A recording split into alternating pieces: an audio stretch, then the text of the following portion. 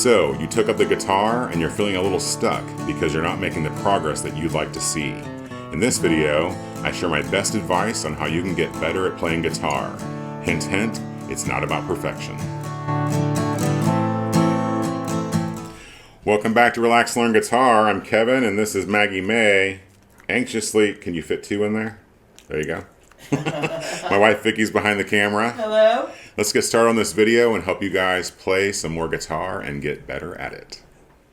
So recently a couple of our members, and if you would like to learn how you can become a member at Relax Learn Guitar, we'll leave a link in the description. But some of our members have been reaching out and talking about how they're just getting frustrated, or fingers aren't doing what they want them to do, or they've been at it for a couple of months and they're just not playing the songs like they want to play them. So I was putting together a couple of things that have really helped me in the past and that I hope they will help you as well. So I'm boiling this down into two main points. And the first big point is about your mindset and adjusting your mindset. I know mindset's kind of a big, popular kind of term or word right now, but basically the way I think about it is just realize that you're not going to sound so great at the beginning. You might sound bad at the beginning, and that's okay. That's kind of how it works. You kind of have to go through sounding kind of bad before you can get to sounding pretty good. I use the analogy of running a marathon. So if I'm not a runner, surprise, surprise, but I would not one day be like, oh, I'm going to go run a marathon today.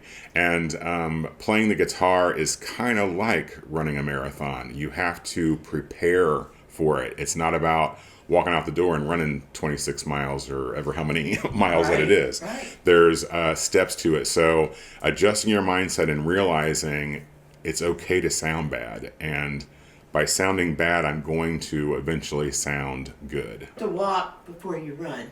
Yeah, that's true. Yeah, if you are not a marathon runner like me, you might want to walk a little bit, do some stretches, get ready for that race. For a free resource on the first 8 chords you should learn while playing the guitar, complete with chord charts, check out that link in the description below as well. We'd really appreciate it if you like this video so far to click that like button. That will help other folks on YouTube see it, and it would mean the world to us. And by adjusting your mindset, I'm not saying don't have a goal. I mean, it's important to have goals when we're playing the guitar. That goal might be playing your favorite song, and think of that song as the marathon, and be sure and enjoy the milestones along the way and the scenery along the way as you're running that race and learning that song. I really enjoy getting emails or messages from our members with them enjoying those milestones. John had sent an email and said, Eureka! I can finally play the F chord. I've been working on it for months and months. And that's a kind of one of the big examples. If you've been playing guitar for any amount of time, you know that playing an F chord is kind of a big deal when you're first starting out. Also got a message from Carl who said, hey man, I just got to share that I was playing, I think he said it was Wonderful Tonight, in his room, and his wife hollered in, hey, is that Eric Clapton's Wonderful Tonight? And just the feeling that you get when things like that happen, those are the milestones. You really have to celebrate those small wins. We'd really appreciate it if you like this video so far to click that like button. That will help other folks on YouTube see it, and it would mean the world to us.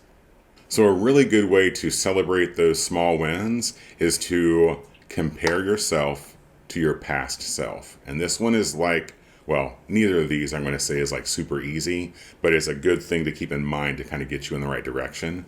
So what I mean by comparing yourself to your past self is that it's natural. I do this too, where I hear a song or I hear an artist and I'm like, I really want to learn this song, and it's amazing what they're doing. And then I start working on it, and maybe it's not the easiest thing to get, or I have to kind of repeat things over and it gets maybe a little tedious, or I have to sit it down for a while and come back to it. It's not about the comparing to the professionals. It's really not fair to do that. These are folks that, barring the prodigies like Jimi Hendrix, he was born to play the guitar. But these folks are professionals. They play all the time and every day. But they started out just like you and me. They started out sounding bad before they sounded good. They were all in their garage rock bands, learning their chops and putting in their dues and figuring things out. And that's just kind of something to keep in mind. Compare yourself to your past self. So I think the best way to compare yourself to your past self might cause a little anxiety for people because it's recording yourself. You don't got to share that recording. This is just for your purposes to improve your guitar playing. But take a song, record yourself playing that song, and then 2 or 3 months later, after sticking with practicing a little bit each day and really kind of getting into a routine, record yourself again 2 or 3 months later and compare that to the past recording. Compare yourself to your past self and really kind of focus on those little things that you've done, that you've learned, that are adding up. And once you have adjusted that mindset and once you have started comparing yourself to yourself, these are the things I think are going to make a very good guitar year for you, or to get better and make progress with your guitar skills. Number 1 is play and learn songs. I think learning songs that you know and love is the best way to get better at guitar, because those skills and getting those chords down and the strumming and the rhythm, that's going to apply to so many things, and learning it with a song is just a much better context. Number 2 is follow a roadmap. So if I did choose to get ready and get my body in shape to run a marathon, I wouldn't just walk out the door and start running around and just hope I got to the 26-mile marker or whatever it is. You're going to need to be on a path or follow a roadmap. We talked about our membership and the link in the description, and we do have a very clear path to follow. But even with that, it's knowing what those goals are that you set, and then keeping an eye on that, and veering off a little here and there, but keeping your eye on the prize. Number 3 is to play a little each day, and I'm talking 10 or 15 minutes, and that really, really adds up over time. And then the last thing is to get encouragement, whether that's from kind of your self-talk or encouragement from others, whether that's in person in a group or on the internet, or even better, a combination of both. All those things together are really going to make you have a much better year and see the progress you want to make at playing guitar. And a great piece of advice from one of our members while we were doing this live lesson the other day is to adopt this saying: I can't do it yet.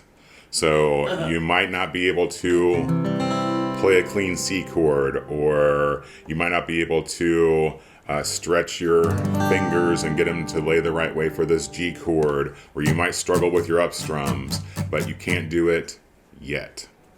Up next, check out this lesson where I show you how playing slowly will make you play faster. Really. Trust me.